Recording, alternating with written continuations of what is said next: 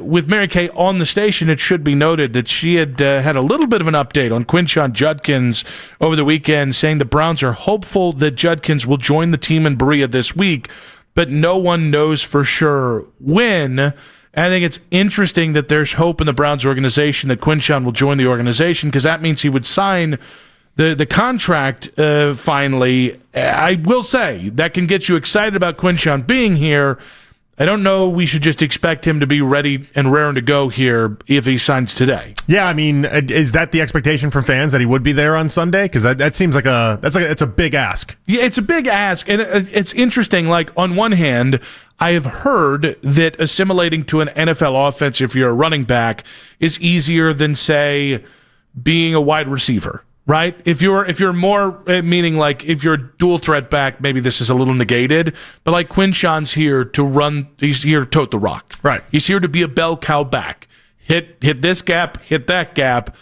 It still is like, it's ambitious from, well, you still have to know the offense a little bit more than what you knew in mini camps, and there's the physical side of this. I would worry that if the Browns were intent on him playing this weekend, I'd be worried about potential injury there. Well, and the good thing is that with the Bengals, you're going to be doing a lot of throwing anyway, so I think that'll be all right. Now, how soon could you get QUINSHON back, though, I think would be the discussion. If he signed today, could you get him back for week 2? Could you get him back for week 3? Because it almost could end up being like the Rashee Rice situation until they came out with the actual suspension, where there was a thought that Chiefs fans had been able to really kind of take advantage of the scheduling and how the scheduling would all work out. If the Browns didn't have QUINSHON suspended until week 6 or week 7, that would help out the team a lot. Even that, like, I think we put so much focus on, I do think there were a fair amount of fans who said, well, QUINSHON, if he can't play for the first 6 games of this season, that means the Browns' run game is going to stink.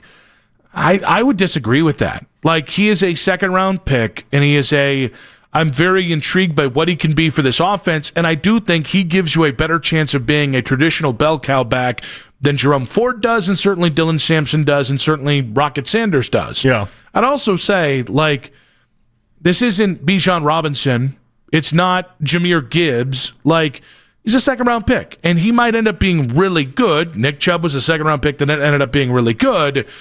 I think this season, this offense, and this running offense is going to be built on how healthy and how consistent can that offensive line be. Because if they're healthy and consistent, I don't think it matters who your running back is. You're going to be able to run the ball. Yeah, I mean, again, I think they'll be fine from either perspective, but I do find the scheduling part of this really, really fascinating, and whether or not the Browns could game it, and now if it's dictated on whether or not they got him up to speed. Like if they signed him today, should the expectation have been by QUINSHON the entire time that he was going to play at some point in the first couple weeks? Yeah, I think so. If that's the case, then we almost should have the expectation that not only is he football ready, but he's going to be ready a lot quicker than maybe some people suggest. I mean, I think if he were to sign today, I would probably start expecting him in like week 2 against Baltimore. Okay. And when I say expecting him, it doesn't mean expecting him to play what we expected him in the preseason. In the offseason. In the offseason, I thought, well, he's just going to be your bell cow back, and then you use Jerome and Sampson off them because they're lightning to his thunder. No, I still would expect like 10 to 15 carries. I 15 would be pushing it. Okay. I mean, I would really expect if he signed today, which is like still feels like pie in the sky until we get a deal done with him, or until the Browns get a deal done with him. I wouldn't expect him to be 15 carries until week 3, maybe week 4. And I think that's twofold. One, it is protecting the kid who's not had any experience hitting since May, and even that you weren't in full pads.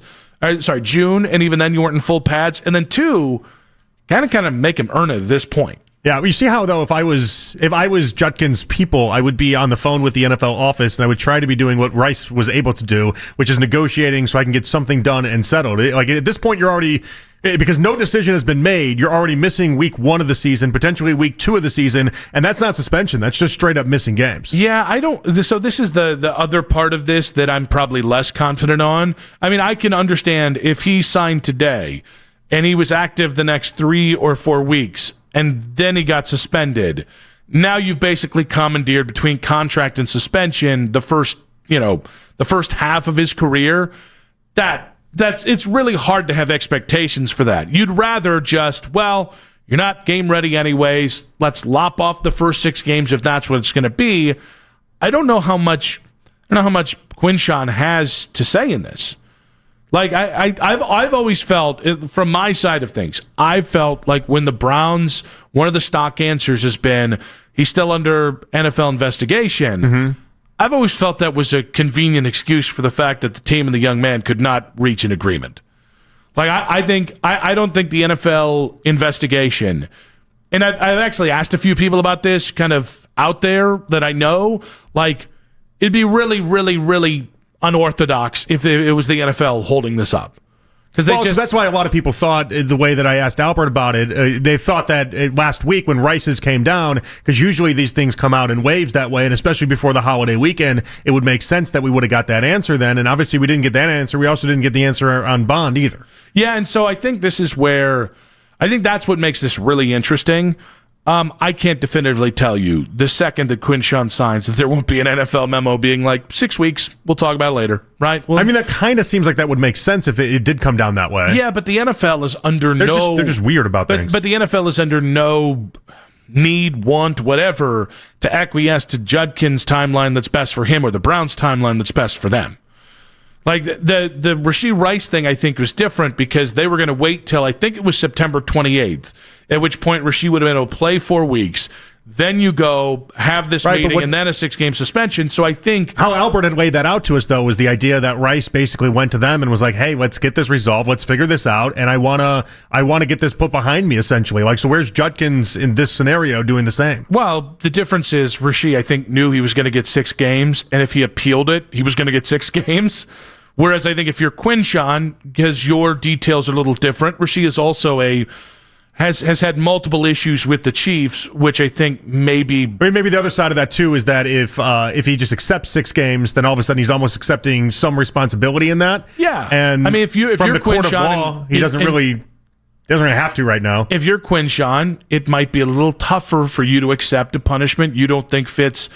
Not a crime because he wasn't charged with anything, but whatever you were accused of. Oh, for sure. I mean, I think we could both see ourselves being very stubborn about that. Even though the amount of money at stake and our career and everything, I wouldn't cop to anything like that. If I thought I was truly innocent on that behalf, I wouldn't just admit to anything. But I also think there's this guess or maybe hope that you get Bond, QUINSHON, and Devin all wrapped up at once, and I completely understand why you'd want that hope.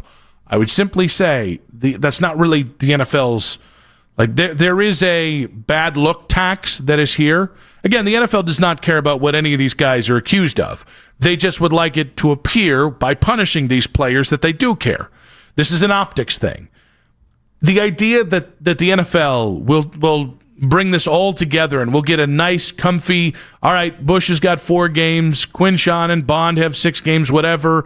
I don't think that's how it's going to work. I think it's going to be by a one-by-one basis, and that could be 3 times this month we have a different punishment for a different Browns player. I mean, because the expectation right now, I mean, I know we talked a lot about Judkins here, but the expectation for right now is for Bond to play week 1, right? I would believe so, yeah. I mean, I got to pull up they just released the unofficial depth chart like a few minutes ago. Now, is this the one Kevin cares about, or is this one also put together by the PR staff? I can never remember. I can never remember either. This has him as the 4th wide receiver. Like, he's on the list. So he's there. I have to look at it really funny because it's tiny print. You are kind of old manning it tiny, right now. It's tiny that print. computer is incredibly close. You read this though. I can't read this. I'm twice the distance you are away from it. Like, I pulled it up and I'm like, wait, why did they make this so tiny? And then he's underlined and I'm like, why is he underlined? Oh, rookies are underlined. Okay, great, thanks. But it's like 7 font.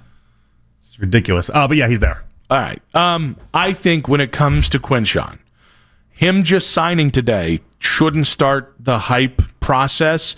And the Browns, listen, I would be surprised if the Browns wanted to play this weekend anyways for not being in camp and all the physical side of this. Mm-hmm.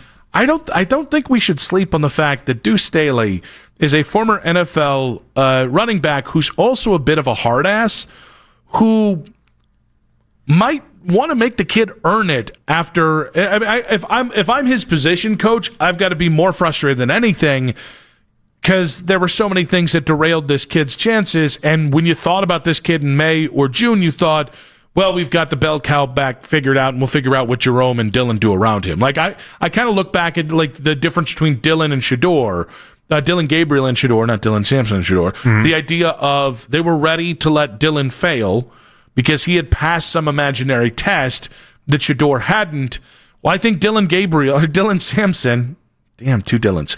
Dylan Sampson has already passed those tests by virtue of having gone through camp, and now Quinshon's got to find a way to do that, too. Unfortunately, is that Quinshon had passed the early signs of all these tests, right? Like when he was in mandatory minicamp and he was in the early portion of everything, like he'd passed those tests. All we had was rave reviews about this all. Yeah, it's not the same thing as what you have to go through. Didn't say it was. I just said it's the unfortunate side of it. And that is unfortunate. Like they were setting it up almost like they set up with Dylan Gabriel, where it's like, oh, he's done everything and checked all the boxes, and they did that extremely early on that they made up their mind that Dylan had done everything. They did the same thing with Quinshon. I would say my expectation for Quinshon Judkins is TBD. If he signs today, it's TBD.